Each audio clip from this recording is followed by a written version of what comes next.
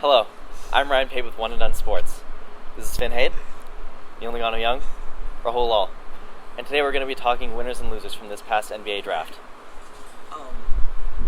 Why are you in a dress? Well, with One and Done Sports, we had a little competition for this NBA draft, and we each made our own mock drafts, and the person that got the least picks correct Do you have a bra? had to wear a dress. And no, I do not have a bra on. I do not have a bra on, and I'm feeling free. I'm feeling How many free. picks did you get? I got a grand total of 2 picks correct. So with that being said, let's get started.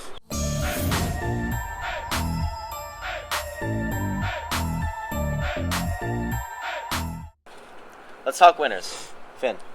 All right, my winner is the Cleveland Cavaliers.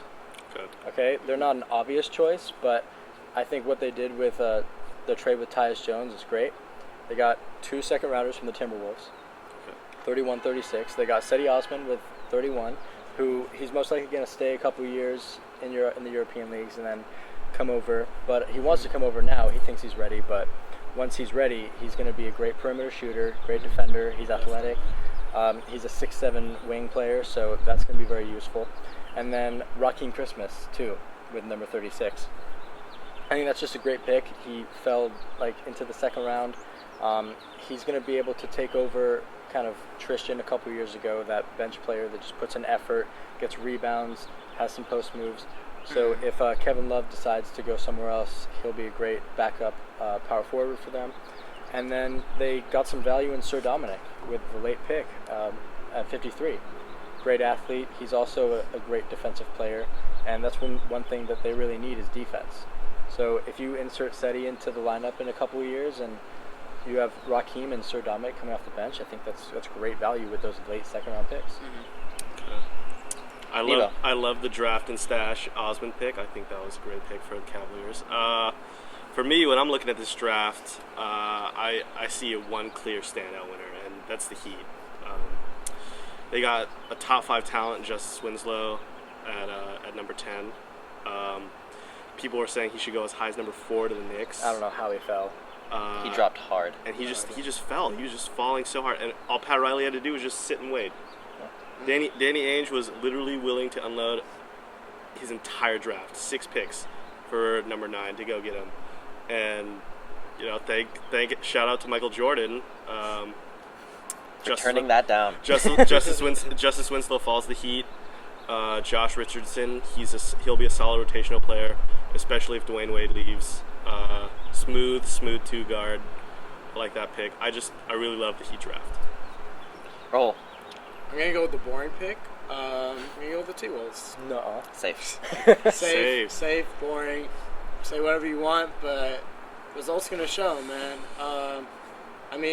They drafted the best player in the draft. They drafted a franchise center who is going to contribute both on offense and on defense. He has range on offense. He's a stretch 5.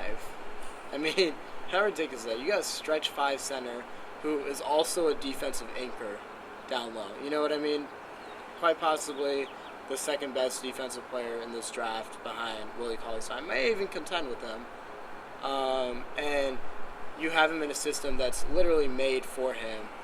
And, it's perfect fit. And then you go with Tyus Jones with the second pick. And I know you're not a big fan of the trade, but look, they got their guy who can be a backup. They got a steady, consistent, smart player who a lot of playoff teams were targeting in the 20s to kind of be a backup and run their offense. His ability to play both on and off ball, he makes good decisions, and that actually frees up a guy like Zach LaVine, who may not be as comfortable being a point guard for the future. Say, if something happens with Rubio,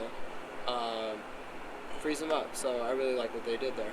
Yeah, he can definitely come in and run that offense for sure. Yeah. The Clippers would have loved to have someone like Tyus Jones. Yeah, they would have. Okay, let's talk losers. Finn. All right, I have to go with the Celtics because I just don't understand what they were doing. They drafted 3 guards, 2 point guards that are basically the same as Marcus Smart, just smaller. And they already have Marcus Smart. They have Avery Bradley. They have Isaiah Thomas. Then they draft Terry Rozier, and they reach for him at 16, who he's not a great 3-point shooter. He's a smaller version of Marcus Smart, basically. And then they get Marcus Thornton in the second round from a mid-major. I just don't understand that. And then they go with Marcus Thornton's just like the other guys exactly. they drafted. They're all I mean? the same player. And then they go with R.J. Hunter, which is good value at 28, but like he's supposed to be a great elite shooter, and he only shot 30% from the field and from 3 in college.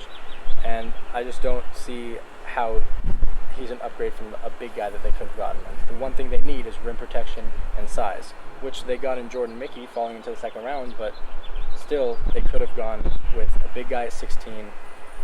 I think it would have been a better pick. I just don't understand why they're stashing guards right now unless they're trying to trade, but they're my losers for this one. Good take. Evo. Okay. My losers is going to be the Washington Wizards. They got Kelly Oubre, who's super raw. Don't even really know if he's going to pan out into a true NBA player. If he does, he's going to be great. But right now they already have someone with a lot of potential, in Otto Porter, who I think is going to be great. And Showed flashes in this at playoffs. least solid. Yeah, he was great in the playoffs. Definitely. Finally started to flash his stroke. Clearly athletic. I mean, look, he's still a young guy. Yeah, He did exactly. He just finally got healthy. That's what it was. Developed- He Finally did got one healthy. year in college, One and year in then college, I and mean, he he's made the league. still that was his second year. Exactly. You know? So I think one of the easiest ways to ruin a kid like that, to ruin his confidence, is to draft someone like Kelly Oubre. So I really didn't like their draft. And then they pick Aaron White, who can't rebound.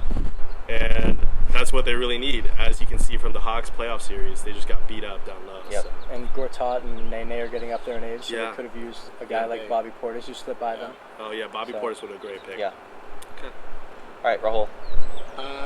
I mean, I think this one kind of speaks for itself, but I'm going to go with Charlotte. Jordan did it again. Another bad draft. It's not that Kaminsky is a bad player. I think that he's pretty talented, and I think that he can have a good NBA career. There's no doubt about it. But I think the problem with this pick is that you already have Cody Zeller and Spencer Hawes. You have two guys who kind of play the same, 4 or 5, little like stretch the floor. You have two guys who are the same mold. You just acquired Spencer Hawes too. So, and he's the guy who's making the contract. And all So- three aren't very great defensive players either. Yeah, all and three of Al's them. not like the best And defensive Big guy. Al is not. Yeah, that's an understatement. Big Al doesn't give you much on the defensive No, end he does either. And I think that it's just it's an okay fit for them. Like you run Kaminsky on you haven't stretched the floor. You have Big Al down low, but it's just, is he going to get a chance to actually develop? Is he going to get a chance to actually get minutes? Is he going to, defensively, how bad does this really hurt you? And also you got to throw in the fact that they had an offer from Danny Ainge. The Celtics were willing to offer 6 picks just to trade up and get their spot. Yep. And Four first-rounders. 4 first-rounders. That's a huge package to turn down. And, Danny Ainge is relieved that they said no. Yeah. You know what I mean? The fact that he went out after the draft and said that he's relieved that they said no shows you how bad of a decision that really was. So, that's my loser. There you go. All right. From all of us at One and Done Sports, thank you for watching. I'm going to get out of this dress.